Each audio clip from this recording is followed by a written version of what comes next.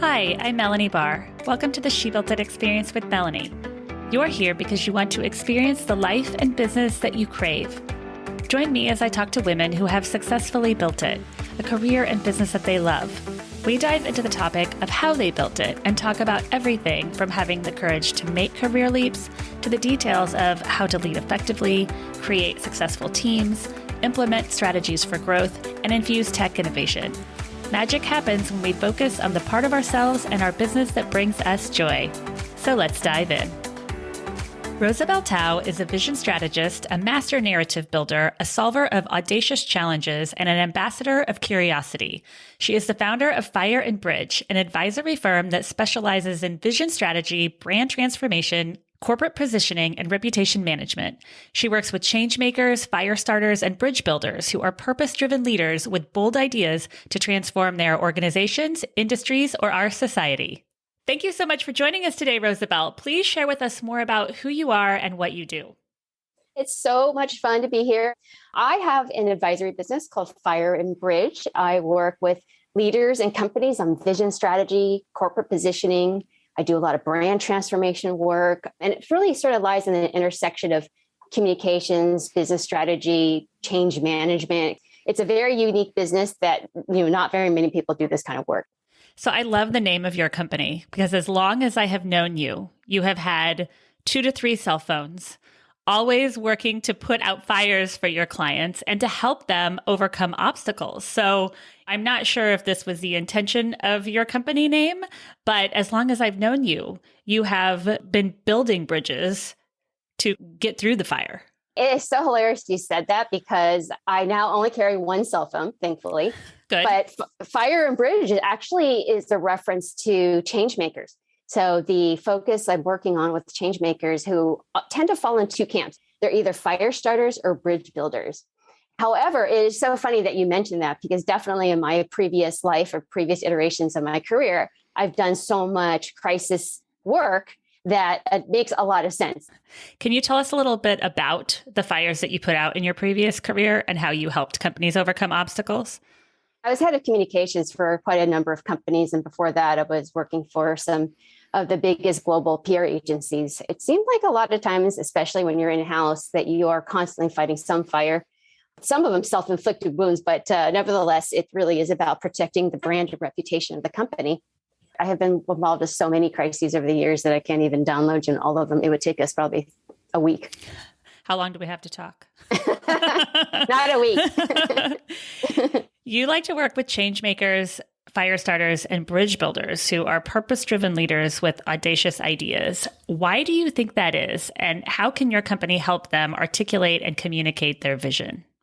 That's a great question. I just really love bringing big ideas to life and solving complex challenges. I've also been very conscious about doing good in the world. And I feel like by working through these change makers, I'm applying my super skills to help them do good. So in some ways, I am doing good through them.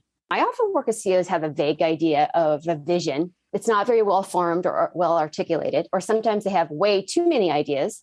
And so I have to help them focus. What I do is I help clarify and co-create a compelling vision statement becomes their authentic North Star. And what's fun is that oftentimes I go into and I have this big dream for them. And then maybe their dream is a little smaller, or sometimes their dream is huge. And so we can meet in the middle. Sometimes it's really about helping them focus and also applying something that is a little bit more realistic or credible. Or sometimes I want to push them a little bit further and they could have a bigger dream. And so it's a really fun navigation and partnership that we go through this collaboration process of co-creation. It's great that you can see what the client needs, that you can see the big picture and you can see that they need help either narrowing it down or even, like you said, to be pushed, because sometimes we need that. Mm-hmm. Yeah, it's been interesting. I mean, I remember I worked with a client, his name is David Collins, and he's the creator and producer of Queer Eye. And if you really look at the history of Queer Eye and how he started it and the impact it's had on the world, I came into it wanting him to be this big, huge bridge builder, this global thing. And I realized through a lot of conversation with him that his dream was really actually helping one person at a time. And so that was a case where I came in with a bigger dream.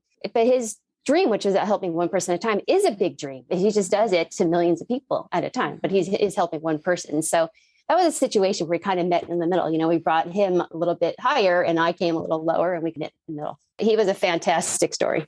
It seems that helping one person sometimes can be that fire starter, and then Totally. it spreads. Oh, absolutely. 1000%. So he taught me a lesson, actually, that one person at a time is a change maker. You are passionately focused on making bold ideas take root. I love that. This stems from your innate curiosity and how people think. How do you think your curiosity helps clients and assist you as a leader? I honestly consider my curiosity as a superpower. It's what compels me to really dig in with clients and below the surface. I really want to understand, what are they thinking? What's in their psyche? What are their dreams? What are their fears? It takes a lot of open communication to do that. I just really want to understand who they are as people and what motivates them. That certainly is a big part of why curiosity is so important to what I do. You have to go into it in a very non-judgmental way. And in order to do this, you really have to be open-minded. You have to not bring any baggage to the table, any preconceived notions. And I do think as a leader, we have to do the same thing. We have to understand the people that we're leading and, not bring these preconceived judgments and notions and agendas to the table. And curiosity, it seems it fuels your passion to what you do because continuous learning inspires us. Totally. Everything that I do in terms of that scratches my itch of curiosity can be everything from, oh goodness, sometimes I just get in a rat hole of reading where I read one article and then that makes me want to read another article. And the next thing I know, 2 hours have passed by. This is what I realized is that 2 hours of reading random articles is not doing nothing. Actually, it is, number one, fueling my curiosity, but also giving me data and information and touch points. Because along with that curiosity comes a very good skill of pattern recognition. And pattern recognition is a situation where you recognize patterns in a situation are similar to something else. Maybe you and I have a conversation now, and then a week later, I'll have a conversation with a client and it sparks something that reminds me of something you and I talked about, and I'll bring that to the table. Or watching silly TV shows or reading totally random stories. So I've come to realize none of these things are actually a waste of time. They're all these things that help fuel my creativity and bring this pattern recognition skills to life. And I would think taking in all of that media can only help in what you do in communication. Oh, absolutely. One of my longtime clients is a company called EQ Office. They're one of the largest commercial real estate companies in the US. And I've been working with them for a while on their business strategy. And I was asked to lead a half-day session for a management retreat. And the objective was to, how do we bring this business strategy? How do we teach them the business strategy? And how do we apply it to their day-to-day job? So that was the premise that we started with. And I started thinking how I could do that in a way that was interactive and fun and not like me standing at a podium lecturing to them, right? So I started thinking, it's really about office space and office experience is really about alchemy, right? It's really bringing different elements to create the most inspiring workplace for people. So I thought, okay, what else is alchemy? And so I started just free brainstorming. And I started thinking about game shows or reality shows. And then I started thinking, what else is alchemy? I said, oh, cooking is alchemy. What about a cooking show? Then I thought, okay, what else? I said, baking. Okay, baking is alchemy. So I started thinking, how could I bring this to life? I took this concept of the Great British Baking Show, married it with Shark Tank, and created a gamified learning experience for them. We created a situation where they had challenges. We had like a panel of judges, and we gave them each we broke them in teams. The teams had to work with people they don't normally work with. And thankfully, this one was in person because you cannot do this virtually. Then I was reminded by a lot of my friends having to do home practice for their kids. I ordered a bunch of crafts materials like popsicle sticks, cardboard, people cutouts, stickers, all sorts of stuff. And then they were supposed to apply that strategy to a building that they were assigned to. And the most hysterical thing happened, which is they started creating these 3D models of buildings, and then they turned it all into this little narrative. And then they had to go before the judges and present their challenge. And it was so much fun. And it really did help bring the idea to life. So you think, okay, well, that's so silly to watch reality shows. But actually, that was what sparked this interest or curiosity of how I could bring that to a work situation. I'm sure they were so happy, too, to be doing something interactive. And you even brought people within the offices together that might not normally talk to each other. Yeah, and that was one of the best parts that they thought about it. But the judging was taken very seriously, though. They did such a great job. People are so creative about it. I love it. It sounds really fun. What makes you and your business good at solving complex problems? And can you share a customer client success story? I think curiosity is a very significant part of that, and pattern recognition, which we touched on. I'm very practically strategic is something that one of my clients referred to me as, because I have been a client before, and I've always hated when agencies brought me these big ideas that were totally impractical and not really relevant to my business. And so I really, really try hard when I do this kind of work with clients that it is strategic and creative, but also practical, that it actually has practical implications for their business, because it has to connect to their business strategy. It just can't be this free-floating idea.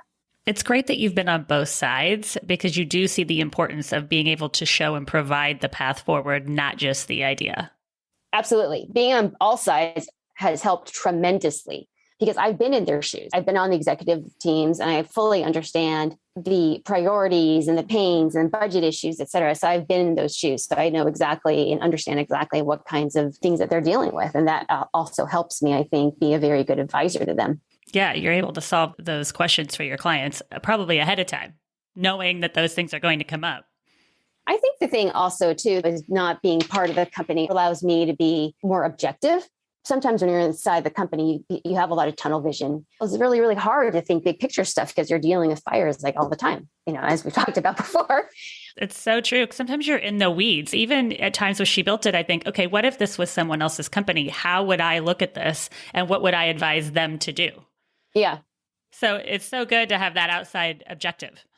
Yeah, it really helps a lot. It is really, really hard to have objectivity when you're talking about your own company or yourself. And I think in terms of really interesting example is a project that I did when I was working with a marketing strategy firm called Cunningham Collective. But we were tasked with helping BlackBerry turn their story around. So what we did is we repositioned them from a smartphone manufacturer to an enterprise security software leader. And so that is literally a 180-degree turnaround. And so at the time when we came in, they were just getting battered left and right by the media over their failing smartphone strategy. And it was a business they were starting to get out of and really moving away from that and moving into an enterprise customer base, which is a totally different customer. And so what we did is we really tried to understand deeply what was in their core DNA that could be translated to a future strategy. And what we understood was that no matter whether it was a phone or not, it was the software that actually was the core of it. It was the secure software. BlackBerry's phones have never been hacked. And that's why they're carried by world leaders, government institutions, and whatnot, just because of the security. So what we were able to do is take the heritage of their security and bring that forth to their new strategy.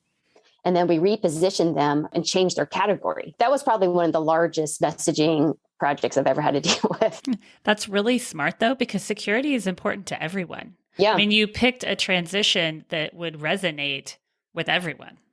Yeah. And that was part of the process where we researched to understand what the white space was. But we understood, it's just that strategies become ever more important. The more hacks you hear about on a global level, that's taken down entire, hospital systems or entire city grids. That need for security at the very root level has become more important in our world than ever as we have more and more devices. So we were able to really leverage those kinds of trends for their story.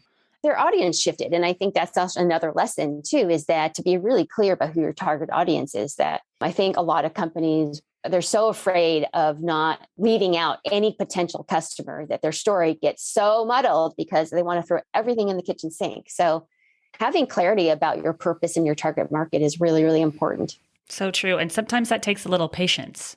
Oh, it takes a lot of patience. It's very hard to get to simplicity. It really is. It seems like it should not be hard. I would say amount of work, but also heartbreaking conversations it takes to say, okay, no, we're really going to just focus on this part of the story. It doesn't mean other parts don't matter, but this is the part we're going to focus on because this is your best and most compelling chance to tell your story. But yeah, it's really, really hard. So true. And I think at times we have to get comfortable with letting go of some customers in order to make sure that we have the right ones.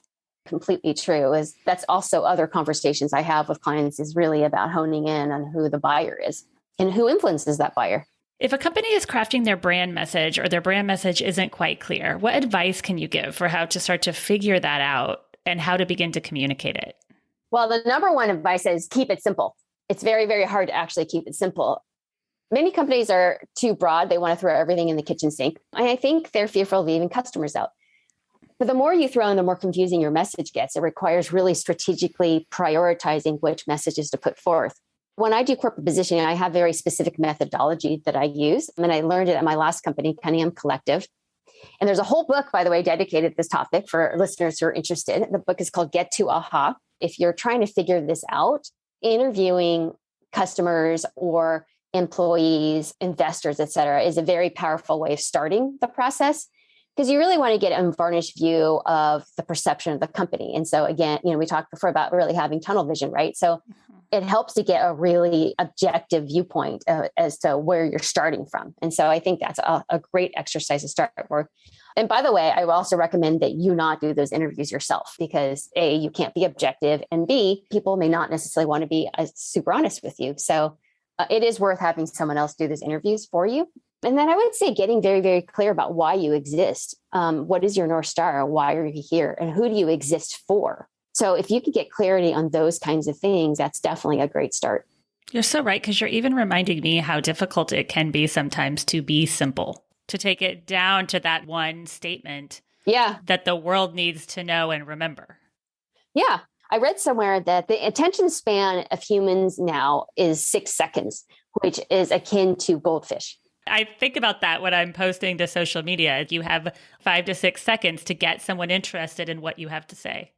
Yeah. It's also really challenging to do this with companies that are very technical, or you're talking to scientists or something. Like they always want to be extremely specific. But in reality, when you get to down that level, a lot of people don't listen anymore because they don't really understand what you're saying, or they've already lost their attention. So the more simple that you can make it, the better.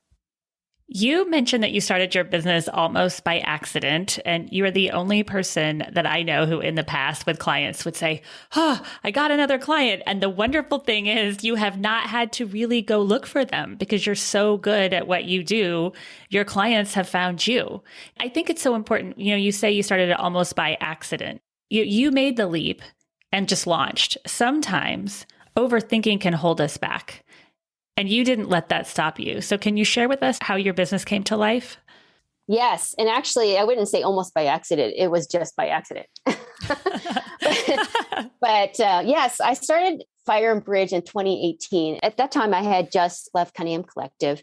And since it was close to the end of the year, my plan was that I was going to, revamp my resume, kind of take stock and figure out what I wanted to do. I was either going to start a business around brand transformation, which is challenging just because it's so specific, or I was interested in potentially going back in-house. I think I ended up having 2 weeks off before a former client called me and said, "Well, now since you're on your own, we'd love it if you came over and helped us execute on the strategy you created." I said, no 100% how long I'm consulting for. And they're like, no problem. Just, we really want you to work with us. So I just started working with them, and this was in October. And then soon after, somebody else called me and said, "Our CEO really needs help with refining his message. Can you help us?" And then another call came in with another request, almost exactly similar. Our board member says that we need some help. And then after 3 or 4 of these, I started thinking, wait a minute, I think I can actually make a business out of this. And so it's interesting because, as I mentioned before, this is kind of an unusual business. It's not really something that's really that easily understood or common. I started realizing this is a great lesson, and the market told me what it wanted. I think what's important, we recognize that the universe is talking to us and that we should just say yes, right? And so I just kept on doing it. And then next thing I know, it was a business. I think that's a lesson. And especially now, I think unless you're creating a physical product, the barrier to entry creating a business is much lower than it used to be. So much. And you're right. You continued to say yes, which continued to lead to other opportunities. I mean, sometimes we don't even do that, and we can hold ourselves back at times. Yeah. You overthink a little too much. Oh, am I prepared to do this? Or am I set up to do this, et cetera? And then I just found myself so motivated and inspired by their stories. And we talked earlier about these change makers, and they're just out wanting to disrupt and fight the status quo or bring something new or make connections. And I was just so inspired by their heart and their passion and their stories that it really made me think, gosh, I really want to continue doing this. And I want to continue working with these kinds of people. You can completely hear that you're living your passion too. And it's probably fun to work with multiple different people doing different things. It really is. The great thing about having your own business is that you can structure it however you want to structure it. And for me, I love taking deep dives and going on this journey with clients and being extremely collaborative, and they almost all of them always become really, really good friends. Just because that, we really bond over their story. And I'm such a huge fan of theirs that I really want them to succeed so much. And so that becomes a big part of my motivation as well. I ask this question at the end of every episode because I believe finding joy in what we do and in our everyday lives is so important. Magic happens when we focus on the part of ourselves and our business that brings us joy. What is one tip that you can leave with us today about how you find and live your joy? A big theme of our conversation today has been about curiosity. I would go back to that as being my joy, and that when I feel like I'm satisfying some parts of my curiosity, I get so happy. I mean, whether that it's travel, discovering a new food, really getting to understand another culture that I'm not familiar with, or getting really geeky on topics I might be interested in. I was just watching a masterclass. The teacher was Chris Voss, who used to be an FBI hostage negotiator. And the class was on negotiation. And I started watching it. And next thing I know, 3 hours later, but it was so good. And I was so happy afterwards. I thought, oh my gosh, that was so good. And I learned something. And so just really being able to scratch that curiosity itch, I think is really fun for me. And you were probably taking in the negotiation skills that you will later use in your business. Yeah, he role plays some of the things. He role plays one where, it's a father having a conversation with his teenage daughter, talk about everyday life, right? So I thought, well, I definitely am going to incorporate some of his lessons. Another thing that I've heard from our conversation is you're open. You're open to travel, and you're open to trying new foods, and you're open to new experiences. And I just think that's a great lesson, because sometimes we aren't always as open. We don't always say yes as much as we should. I think that's true. The other thing, I think it's really about being open-minded, but also non-judgmental, right? And so I do often think that as women, we get so trapped by shoulds, right? We should do this. We should, as a business owner, we should want to scale. If you're not married, you should be married. If you don't have children, you should have children. I mean, whatever it is, right? I feel like society and media and peers and everything are constantly telling us things that we should do. For me, I really think it's, really taking stock of what do I want to do and how do I want to run this business and what's important to me, not what should be. So true, and such good advice. Thank you so much for joining me today, Rosabel. You have built an incredible niche in business, and I absolutely love the name of your company. Can you please share with our listeners how and where they can find you? So you can find me at my website, fireandbridge.com, or LinkedIn under Rosabel Tao. If you are new to She Built It, we'd love for you to join us. We offer community memberships, masterminds, innovative virtual events, and meaningful connections to entrepreneurs and corporate leaders. Please also check out our She Built It shop, curated products from women-owned businesses who put their heart and soul into their beautiful and innovative products. We offer She Built It business consulting and the She Built It blog. Thank you to everyone around the world who joined today. Thank you to my editor, Rich Streffolino. Please download and subscribe wherever you get your podcasts. And until next time, together, let's let nothing stop us from experiencing the life that we crave.